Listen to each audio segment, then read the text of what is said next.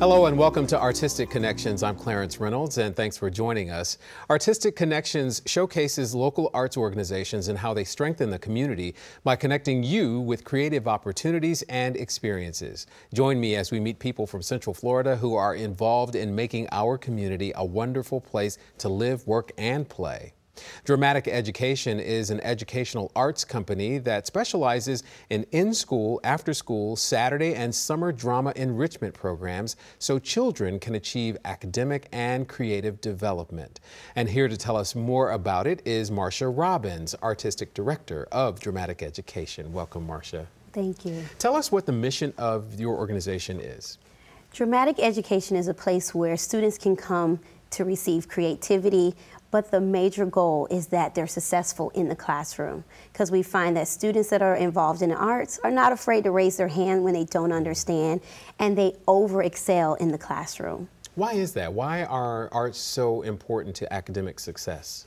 Because of the creativity and the way you have to use your voice and the confidence that it takes to get up in front of someone. You know, even as adults, we have to get up and we have to make speeches and we get so nervous. So think about how a child has to do when they have to do a report, or they have to even ask a question that I don't even understand. So if we find that if we do it in a creative way, a fun way, that students do excel in the classroom. So are you doing a curriculum for the kids as well, so it's something that they can work through? Is it visual arts or performing arts or all of the above? It is, in the summertime, it is dance, drama, and art. Okay. And then they do a summer production. Throughout the year, we have classes that are held right at the students' home location for their school. And we do puppetry, basic theater, improv, a new one, stage combat, and of course, you know, the favorite is musical theater. Right. I would imagine you see a lot of evolutions of youngsters. Tell me about some of the dramatic changes that you see because they are involved in the organization. It is unbelievable. We have some schools that, UCP for example, that they have challenges. Maybe it's a physical disability, maybe it's social behavior. And a student, just from the beginning of the program to the end, how he blossomed and how the parents came up and was just like, wow, we've seen a difference in our child. He wasn't speaking, he was shy, but now that last show, he's singing, and he's singing louder than any of the 20 students that were in the production. Wow, so people, yes. So these young kids really do get engaged, really, yes. and come out of their shell. Mm-hmm. How is it, are you able to measure some of the changes that are going on academically for these kids? I mean, do you know what their grades are coming yes. in? We track, and we found that 87% of the students that come through our program perform at or above grade level. And we do that, we have an academic component to our classes that work on some FCAT skills, as well as we just ask parents, you know, we get before they started and after they started, and we just started tracking the growth over the last couple of years, and it's just been astronomical. Why are arts so good for just broadening a youngster's intellect? How does that work? Why is it the arts that opens those doors? It teaches critical thinking, especially moving towards the 21st century, that FCAT, and they're changing the way you have to think and you have to learn. But when you're working as a team and, you know, with the arts, you have to think, you have to be teamwork, you have to problem solve, all the things that adults need in going into the community and going into jobs are what kids are having to do in the classroom nowadays. So with the arts, a fun, a creative way to start getting them thinking past just, you know, the right and wrong answers. They have to think past and problem solve. Creativity is a new prosperity, pathway to prosperity, mm-hmm. for sure. How did Dramatic Education come about? What made the organization sort of grow into what it is now? Started off with just one program, just doing an after-school program. I have a bachelor's of fine arts in stage management. I have a master's in elementary education, and just marrying the two. And I started off as a classroom teacher, and I saw what it did in the classroom, and I didn't have to teach towards the test. I just said, let's have fun, this is what we have to learn.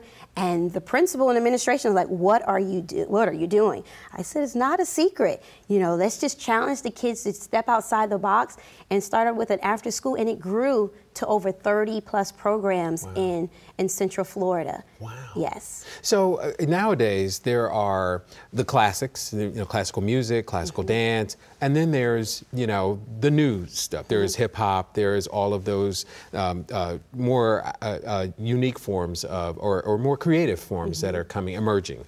How do you marry that? Because kids' tastes tend to not be generally geared toward the classics, but that's a great foundation. So how do you kind of get them to understand both? And we marry the two perfectly.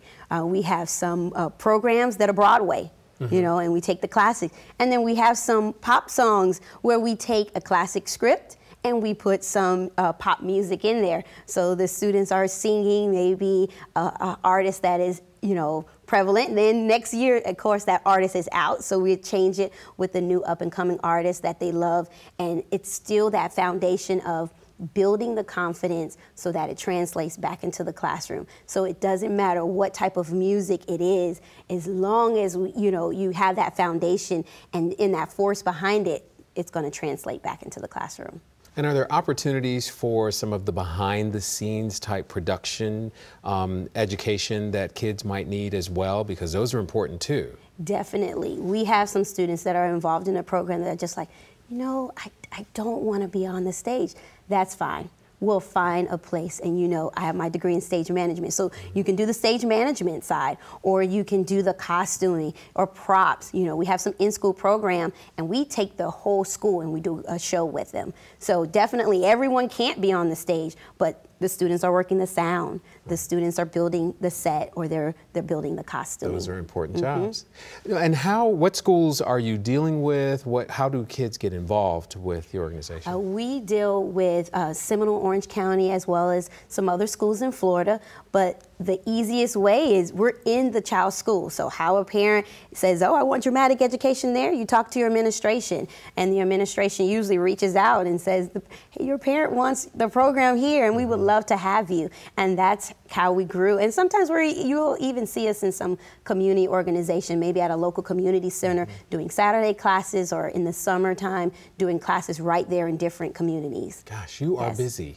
Busy. We have a wonderful staff of 10 plus, depending on season, with diverse backgrounds, and with master's degree, with bachelor's degree, but they all have that love for kids, and they all want them to succeed in the classroom. Thank you so much for being with us today. Thank you for having me. And for more information about dramatic education, please check out dramaticeducation.com. That is it for another edition of Artistic Connections. And remember, there is a world of discovery waiting for you right in your own backyard. So get out there and enjoy the arts.